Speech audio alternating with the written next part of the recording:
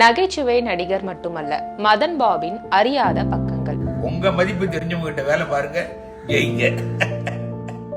தமிழ் சினிமாவின் பிரபல நகைச்சுவை நடிகராக அறியப்பட்ட மதன் பாப் உடல்நலக் குறைவால் காலமானார். தமிழின் தனிப்பெரும் நகைச்சுவை கலைஞராக கொடிகட்டி பறக்கவில்லை என்றாலும் கூட தான் நடித்த முக்கிய கதாபாத்திரங்களின் மூலமும் தன்னுடைய சிரிப்பையே அடையாளமாக்கியும் தனி முத்திரை பதித்தவர் மதன் பாப். குறிப்பாக வடிவேலுவுடன் ஃப்ரெண்ட்ஸ், கிரி, காமராசு உள்ளிட்ட படங்களில் அவர் நடித்த காட்சிகள் பிரபலமாகின.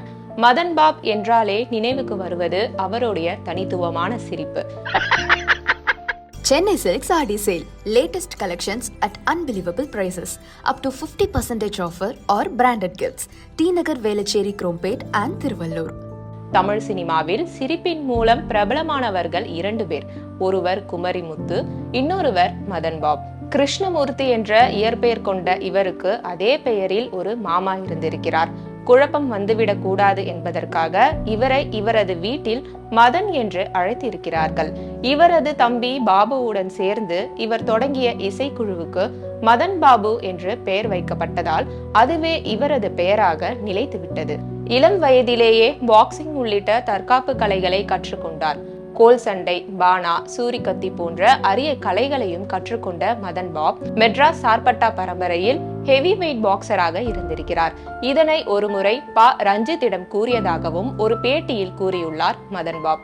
இன்னொரு பக்கம் இசையில் ஆர்வம் கொண்ட அவர் கிடார், மிருதங்கள் உள்ளிட்ட இசைக்கருவிகளையும் கற்றுக்கொண்டிருக்கிறார். கற்றலில் ஆர்வம் மிகுதியால் புதிதாக எதையாவது கற்றுக்கொண்டே இருந்திருக்கிறார். கிடார் வாசிப்பதில் தேர்ச்சி அடைந்த மதன் பாப் தூர்தர்ஷன் சேனலில் பல்வேறு முக்கிய நிகழ்ச்சிகளுக்கு வாசித்திருக்கிறார். இது தவிர பல மேடை நாடகங்களுக்கும் சீரியல்களுக்கும் பின்னணியில் கிடார் வாசித்திருக்கிறார். இவரது தம்பியுடன் சேர்ந்து நடத்திய மதன் பாபு இசைக்குழுவில் AR ரகுமான் கீபோர்ட் பிளேயராக இருந்துள்ளார். ஆனால் மதன் பாப் இதை பற்றி எங்குமே பேசியதில்லை.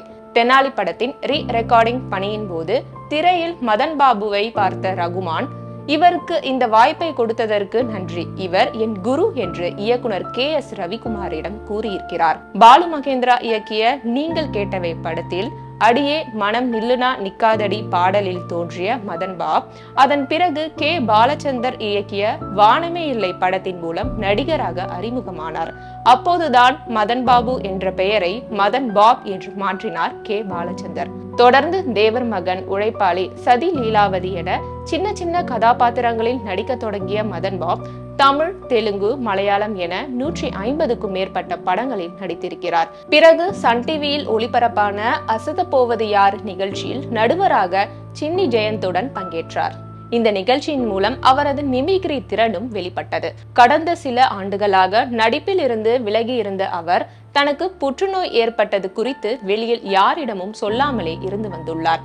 இதற்காக நீண்ட நாட்களாக சிகிச்சை பெற்றும் வந்திருக்கிறார்.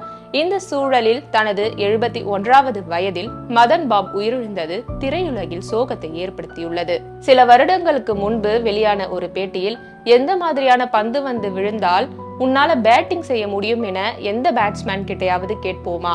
எந்த பந்தாக இருந்தாலும் அதில் சிக்ஸர் அடிக்க வேண்டும், பவுண்டரி அடிக்க வேண்டும், அதுதான் சரி என்று மதன் பாப் கூறியிருந்தார். தனக்கு பிடித்த விஷயங்களை எந்தவித தயக்கமும் இன்றி கற்றுக்கொண்டே இருந்தவர் மதன் பாப்.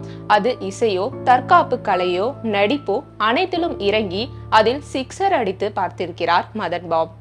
உங்க வாய்ப்பு ஆரம்பிச்சுடுச்சு, ஜெயிக்க பிறந்தவர் நீங்க.